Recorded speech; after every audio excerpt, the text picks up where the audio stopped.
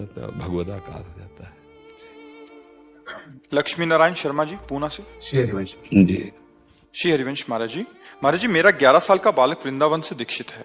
उसकी राधा रानी के संग बहुत प्रीति है। वो भागवताचार्य बनना चाहता है, जिसके लिए वो चाहता है कि उसकी शिक्षा वृंदावन में हो। लेकिन हम माता पिता की ये सोच है कि वो अभी इतना परिपक्व नहीं है कि वो सही और गलत का समझ सके। सो हम चाहते हैं कि वो हमारे साथ ही रहकर भक्ति करे। और जब उचित है। हम इस बात में आपका सपोर्ट करते हैं कि बालक जब तक विवेकवान ना हो जाए कि स्वयं निर्णय न कर पावे कि मेरे साथ हित और अहित का बर्ताव क्या है, तब तक माता पिता की दृष्टि में ही रहना चाहिए।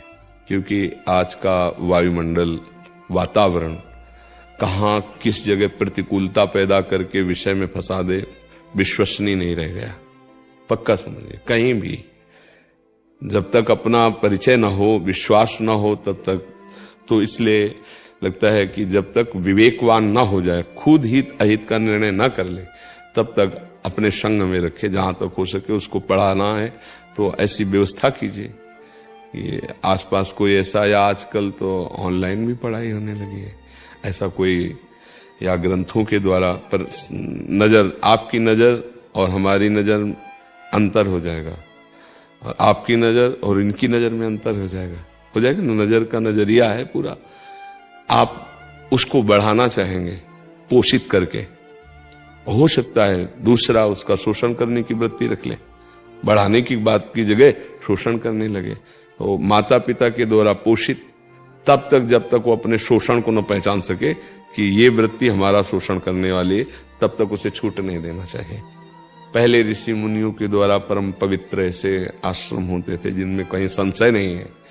अब भी ऐसे होंगे, भगवान की सृष्टि है, पर प्रायः अब संशय की संभावना ज्यादा हो चुकी है।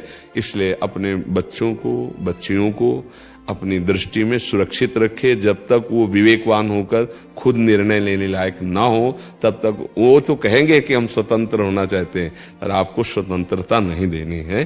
क्योंकि वो विवेकवान हो जाए, फिर निर्णय ठीक हो जाएगा। वो गलत स्पर्श को, गलत दर्शन को, गलत विचारों को जानने लगे।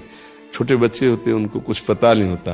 जैसे गीली मिट्टी को जैसे ढालो वैसे ढल जाएगी, ऐसे छोटे बच्चे होते हैं। उनके संस्कार न बिगड़ने पावे तो अच्छे प्रवक्ता भी बन सकते हैं, अच्छे गृहस्थ भी बन सकते हैं, गृहस्थ होते हुए अच्छे संत बन सकते हैं। गृहस्थ में भी साधुता होती है। तो इसलिए हम आपके तरफ से है कि आप बच्चे को अपनी नजर में रखिए, पढ़ाई करवाइए। जब वो इस कोटि का हो जाए तो खुद अपना आगे चल बढ़े। लेकिन अभी नहीं, अभी वो 11 वर्ष का है, तो अभी पूरा वो आपके द्वारा पोषित होना चाहिए। हमारे साथ रह के हम उसको सारे वेद की शिक्षाएं जो उपलब्ध हो पाए हमारे। हाँ, बिल्कुल करा सकते हैं, बिल्कुल। वैसे आजकल तो बड़ा यंत्रों से बड़ी सुविधा है, घर बैठे आप कुछ भी पढ़वा सकते हो। मतलब ऑनलाइन की ऐसी सुविधा किसी भी विषय की आचार्य जन भी कर सकते हैं, जो वेदाचार्य जन है, ऐसे संपर्क कीजिए। आजकल तो बहुत यंत्रों से सुविधा हो गई है, आप घर में कर सकते हैं, आप उसका सहयोग कर सकते हैं। आप खुद जानकारी रखें कि कितना पढ़ रहा है, क्या है, कैसा है।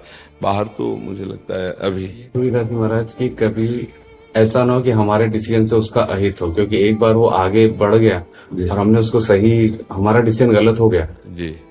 नहीं, पहली बात तो हर उन्नति के लिए चरित्र पवित्र चाहिए, सबसे पहला।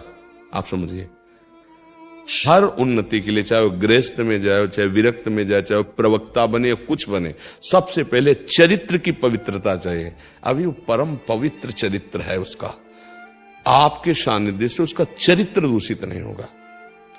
समझ रहे ना? और चरित्रवान के अंदर स्वयं विद्या का जागरण हो जाता है, इतना भी बात समझ लो। स्वयं विद्यावान हो जाएगा वो। चरित्र पवित्र रखो, गायत्री अनुष्ठान करवाओ, मंत्रानुष्ठान करवाओ, अपने आप प्रकाशित हो जाए। भगवान वेद हैं, वेद स्वयं भगवान का स्वरूप है, तो आचार्यों का सानिध्य भी मिल जाएगा। पर चरित्र की रक्षा तो आपसे ही होगी ना। प्रगट में अभी बच्चा है, देखो 13 वर्ष का एक बच्चा मिला जिसको गलत प्रक्रिया से ब्रह्मचर्य नाश का अभ्यास, हालत खराब थी, खड़े होना, चक्कर आ रहे थे। तब हम 13 वर्ष का बच्चा, बड़ा मुश्किल पड़ा कि कैसे उसको सुधारे। कैसे सुधारे? 13 वर्ष और इतना प्रवीण हो चुका था वीरनाश में कि खड़े होना मुश्किल। तब किसी तरह भगवत कृपा से फिर वो धीरे धीरे आज वो, चूंकि ज्यादा समय नहीं हुआ था बर्बाद हुए, इसलिए हम इशारे से कह रहे हैं कि चरित्र पवित्र होगा तो कहीं भी वो किसी भी मार्ग में आगे बढ़ जाएगा। आजकल नवीन बच्चों को गंदे बच्चों का संग मिलने से चरित्रहीनता आ रही है। माना कि वेद के श्लोक सीख लेगा, लेकिन चरित्रहीनता रहे तो क्या फायदा हुआ? समझ रहे ना? अच्छा, एक अच्छा प्रवक्ता बनने के लिए चरित्रवान चाहिए कि नहीं चाहिए? चरित्रहीन हो, बहुत बढ़िया बोलना आता हो, तो परिणाम क्या होगा? हमारा लक्ष्य चरित्र होना चाहिए। हमारा चरित्र पवित्र, हमारे समाज का चरित्र पवित्र, तो पहले हमारा चरित्र पवित्र होना चाहिए। तो बच्चे का चरित्र आपके ऊपर आधारित है, माता पिता के ही। हाँ, जैसे माली अपने पौधे को जैसा चाहे वैसा बढ़ाता है, ऐसे इस समय तुम्हारी माली जैसी ड्यूटी है। और उसकी उन्नति को जो होना है उसे रुक पाएगा क्या? 13 वर्ष की अवस्था में भागे थे घर से, किसी का संग थोड़ी लिया था, कोई संग थोड़ी था। जीवन में ऐसा कभी मंडली मिली संतों की तो कुछ दिन ऐसे, जैसे ऐसा कभी नहीं हुआ कि हम किसी को दोस्त बनाया हो जीवन में, बस भगवान को दोस्त बनाया। कक्षा 9 साइंस साइट में पढ़े, हाई स्कूल में फार्म, कभी संस्कृत के विद्यालय और सत्संग और प्रवक्ता और सब कुछ नहीं। कहीं ऐसा थोड़ी बैठ के सत्संग का ज्ञान की कैसे प्रवचन किया जाता है, क्या ऐसा कुछ नहीं। ये जो आप सुन रहे हैं ना, ये भगवत प्रदत्त सुन रहे हैं।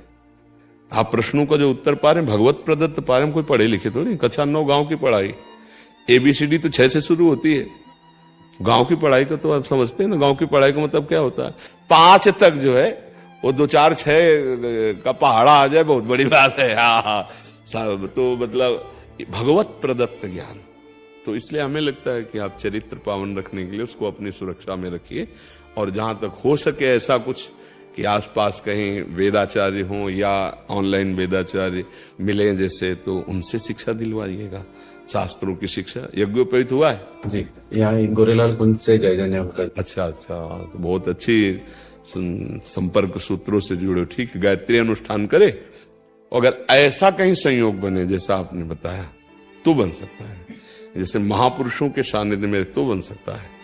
महापुरुषों के सानिध्य में वो फिर अपनी नजर में रखते हुए तो फिर पास हो सकता है। ऐसा कोई सानिध्य मिले तो आप जरूर संपर्क दें, अगर ना मिले तो फिर ऐसे कीजिएगा। यहाँ पे या कहीं पे हम मंदिर में जाते हैं तो मुख से, जैसे राधा रानी के मंदिर जाते हैं तो मुख से केवल ज्यादातर